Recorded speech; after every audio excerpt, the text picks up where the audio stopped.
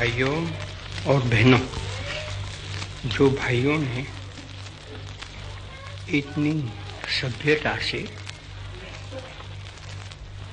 आदर से, विवेक से विरोध किया और पीछे बिल्कुल शांत रहे, उसलिए तो उनको मैं जितने धन्यवाद दूँ इतना कम है। और आप लोगों को जिन्होंने ऐसा इकरार कर लिया कि हम दिल से भी रोष नहीं करेंगे, एक शब्द भी कठोर उन भाइयों को सुनाएंगे नहीं है, आपको भी धन्यवाद है।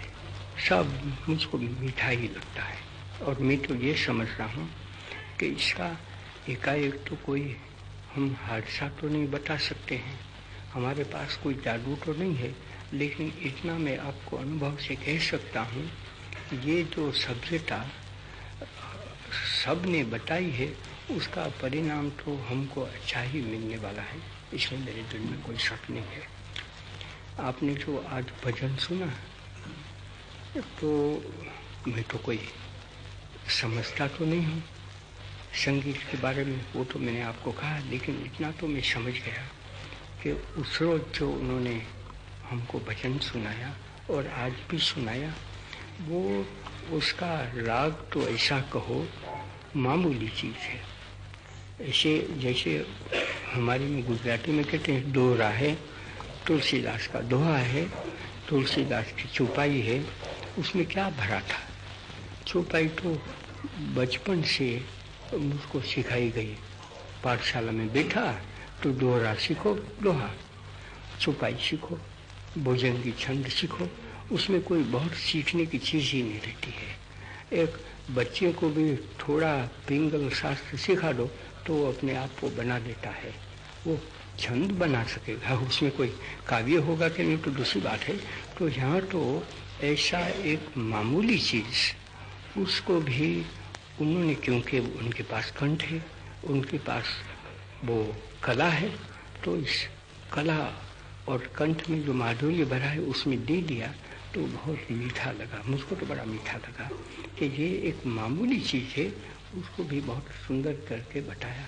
वही कला का नाम है, कला इसका नाम नहीं तो कोई बहुत भव्य चीज़ है, उसका विषय बनाओ तो उसका तो उसकी भव्यता तो चली जाएगी, लेकिन मामूली चीज़ है, उसमें वो सौंदर्य भरता है कलाकार, ऐसी खूबी से वो बनाता है तो एक दूसरी चीज़ बन जाती है।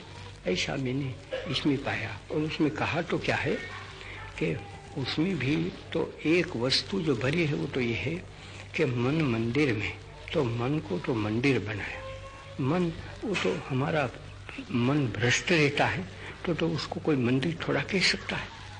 मन जिसका ऐसा चंचल है कि यहाँ जाता है वहाँ जाता है, सब चीज़ को खाना है, सब चीज़ को देखना है, सब बुरी चीज़ करना है, इस तरह से मन जाता है तो उसको कोई मंदिर नहीं कहेगा। लेकिन यहाँ तो कहा कि मन मंदिर में क्या कर कि प्रीत बसा दे, ये उनका है।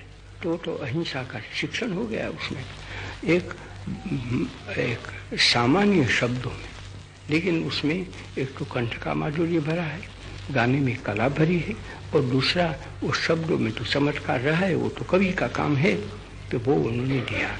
और पीछे जो जिस आदमी को कहता है उसको क्या कहता है कि तू मूर्ख है, भोला भाला है, तो कहता है कि तू क्यों मूर्ख बनता है, क्यों भोला भाला है रहता है, इतना कर ले और तेरा मन को मंदिर बना दे और पीछे उसमें तू प्रीत को रख दे तो तेरा काम हो जाता है। तो पीछे उसमें क्या कहा है कि अगर ऐसा तू करेगा तो तेरे दिल में तू जोत लगा ले, तो तेरे दिल में जो तू जोत लगा ले तो सारी दुनिया में जोत ही तू देखेगा, पीछे सारी दुनिया में अंधेरा नहीं देखेगा, तब उसको जोत मिलेगी। अगर तेरा दिल में वो नहीं होता है, वहाँ तू जो प्रकाश नहीं देखेगा तो दुनिया में बिल्कुल उसको प्रकाश देखने वाला नहीं है। वो चमत्कार वो अहिंसा में भरा है, वो चमत्कार सत्य में भरा है। ऐसी सादी बात है, उसमें कौन सी झंझट में हमको पड़ना पड़े। इतनी चीज़ हम सीख लें तो हमारा दुनिया में जो व्यवहार है बिल्कुल सरल हो जाता है। इतना तो मैं इस चीज़ पर आपको कहूँगा। अभी जो मैंने थोड़ा याद अगर मुझको रह जाए तो मैं थोड़ी चीज़ें वो कहना चाहता हूँ।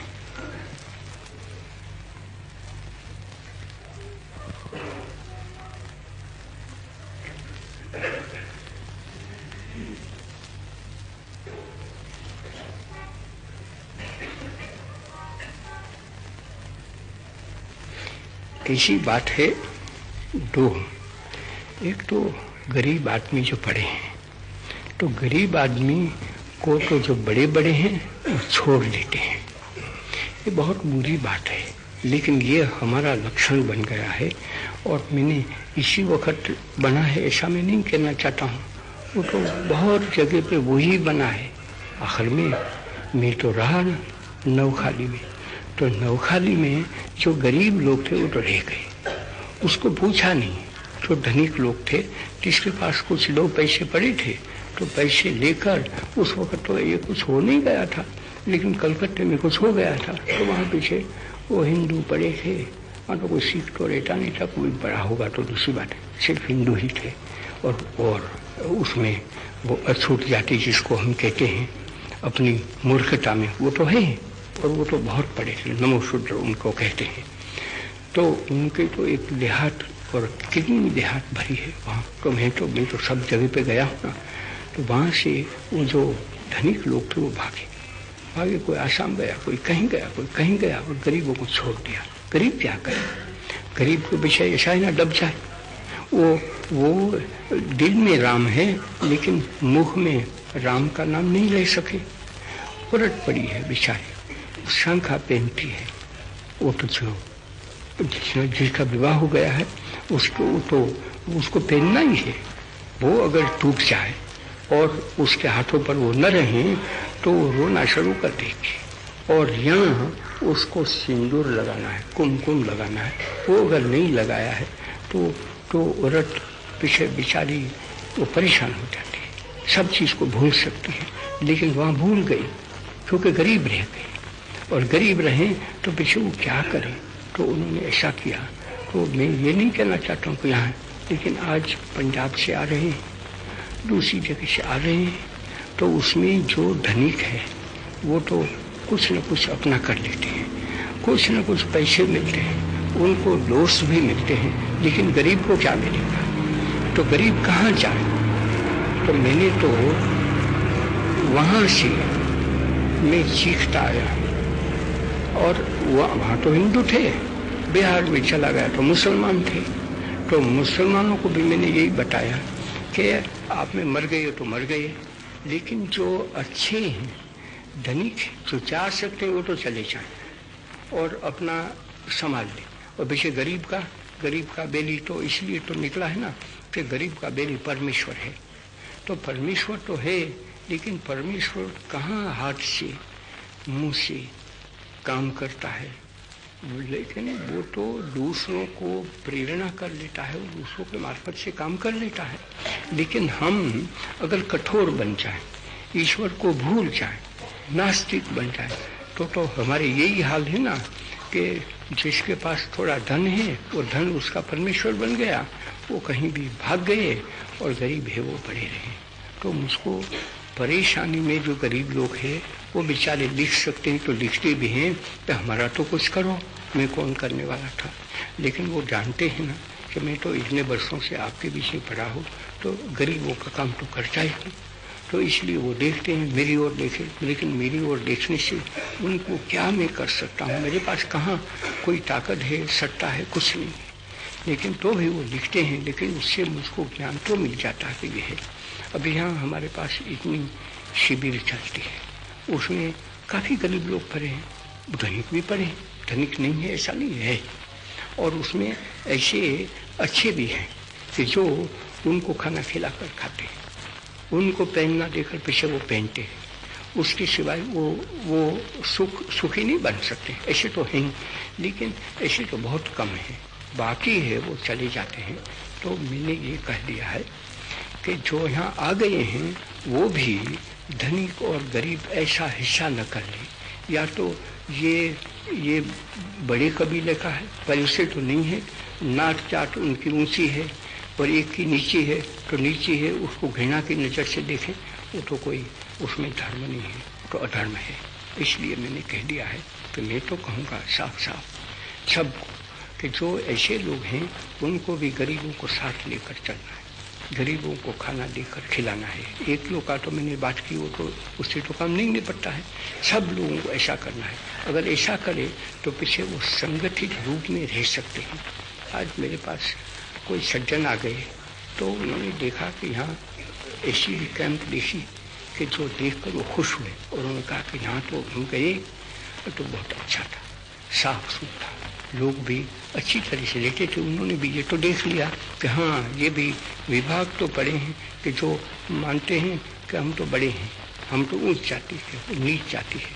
वो तो अंग्रेज आए थे, तो अंग्रेज तो नहीं थे, यूरोप के थे, लेकिन बड़े अच्छे हैं, और वो तो विद्वान दोनों वो पति पत्नी थे। तो मुझको सब सुनाया और उन्होंने कहा कि अब तो हम यहाँ सेवा करने के लिए रहना चाहते हैं और कुछ कर सकते हैं तो करें, वो कोई पैसे के लिए नहीं आए हैं, ऐसा मैं समझा उनके पास से। बाकी सही क्या चीज़ नहीं है वो तो ईश्वर जानता है। तो उन्होंने मुझको सुनाया कि ऐसा देख खुश हुई। लेकिन जब वो देख ले भी तो यहाँ तो सब एक साथ रहते हैं, यहाँ कोई गरीब नहीं है, कोई धनिक नहीं है, सब ईश्वर का नाम लेकर काम करते हैं और जो मिला वो खा लेते हैं। ऐसा करें तो सब जैसे दूध में शक्कर मिल जाती है, इस तरह से ये माना कि दिल्ली में जितने वो दूध रूपी है तो उसमें शक्कर के जैसे मिल जाएंगे, तो पीछे कोई शिकायत नहीं करेगा कि लाखों आदमी दिल्ली में आ गए, उनका क्या होगा। इस तरह से वो रह सकते हैं तो बड़ी भारी बात है। तो मैंने सोचा कि एक तो वो बात तो मैं आप लोगों से कह दूँगा, अगर मैं कह दूँ तो पीछे आराम से वो तो हो सकता है। और दूसरी बात मैं ये कहना चाहता था कि अभी काफ़ी मुसलमान पढ़े और उसमें से ऐसे मुसलमान पढ़े हैं, मेरे पास तो सारी फहरिस्त आ गई कल, तो मैं देखकर हैरान हुआ कि कोई 2-4 नहीं, लेकिन उसमें जो लिखा है उसमें कोई अतिशयोक्ति नहीं है। तो सैकड़ों मुसलमानों को हिंदू बनाया है या तो सिख बनाया है, मजबूर किया है, उसमें दूसरा क्या होगा। और पीछे कहते हैं कि यहाँ चोटी बना रखी है, दाढ़ी है वो निकाल दी है, तो वो जो मुसलमान की शक्ल वो तो बदल गई। मुसलमान का हृदय अगर है और सच्चा है, वहाँ खुदा बैठा है तो वो तो बदल नहीं सकता है। और अगर खुदा सचमुच बैठा है तो वो दाढ़ी रखना चाहता है तो दाढ़ी क्यों मुंडा ले, और चोटी नहीं रखना चाहते हैं तो शिखा क्यों रखे, कोई उसकी जरूरत नहीं है। हाँ वो पढ़ना चाहता है हमारी चीज़ें, गीता जी तो वो खुशी से पढ़े, लेकिन मैं मजबूर करूँ उसको कि तुम्हारे गीता सीखना है, या तो मुझको कोई मुसलमान आकर मजबूर करेगा। मैं तो पढ़ता हूँ कुरान में से आयत और खुश होता हूँ, इससे मेरा आत्मा भी राजी होता है। लेकिन कोई मुझको हुक्म करे कि पढ़ और नहीं तो मारेंगे, तो मैं कहूँगा कि तब ले जाओ, आपका कुरान शरीफ में कितना भी रत्न भरे हैं वो मुझे नहीं चाहिए। तो मजबूर करके तो कुछ न करें। तो मैं ये कहना चाहता हूँ सब जितने ऐसे मुसलमान पड़े हैं वो कि हम कभी सुखी नहीं रहने वाले हैं। मजबूर करके आपको बनावे, मजबूर करके बनाया, उससे तो हिंदू धर्म का पीछे वो नाश करने की हमने कोशिश कर ली। तो मैं ये कहूँगा, और जैसे जो ऐसे बन गए हैं हिंदू या तो सिख, उनको मैं तो ये कहूँगा कि आप लोगों को तो अपना धर्म पर कायम रहना है और आपको समझना चाहिए कि हिंदुस्तान ऐसा हो नहीं सकता है हमेशा के लिए। हमेशा के लिए अगर रहने की कोशिश करें तो हिंदुस्तान को गिर जाना है, आज़ादी को भूल जाना है। आज़ादी आ तो गई लेकिन बिल्कुल स्वप्नवत होने वाली है, इसमें मुझको थोड़ी सी भी शंका नहीं है।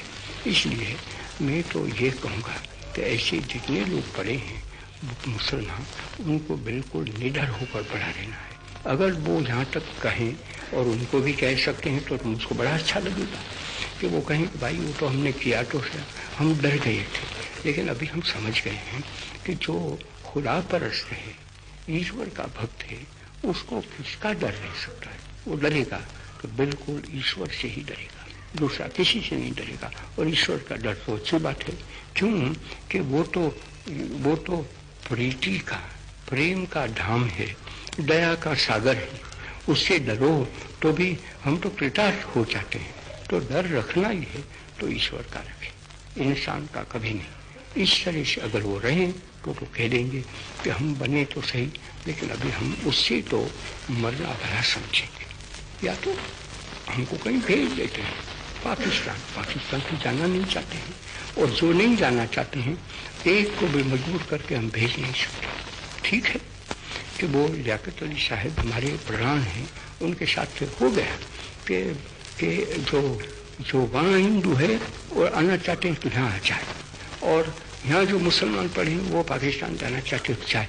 लेकिन इसमें कोई न लियाकत अली साहब, न सरदार साहब, न जवाहरलाल जी, कोई भी उन लोगों को मजबूर नहीं कर सकते। ऐसा कोई कानून नहीं है कि वो जाने का उन पर फर्ज हो जाता है। वो खुशी से जाना चाहते हैं, ऐसा समझकर उन्होंने ये समझौता किया। तो वो समझौता का अनर्थ तो हम न करें। इसलिए मैं कहूँगा कि किसी को मजबूरन जाने का नहीं। काफ़ी लोग पढ़े हैं, तो उन लोगों को मैं तो कहता हूँ, उसमें आपको अच्छा लगे या बुरा लगे वो मैं नहीं जानता हूँ, आपको अच्छा लगना चाहिए। अगर हमेशा यहाँ आकर भगवान का आप स्मरण करते हैं तो होना चाहिए कि इस तरह से हम क्यों करें, और कि अगर वो ऐसा ही करते रहें तो वैसे जो हिंदू वहाँ पड़े थे वो हिंदू को वहाँ रह नहीं सकते, सबको यहाँ आना है।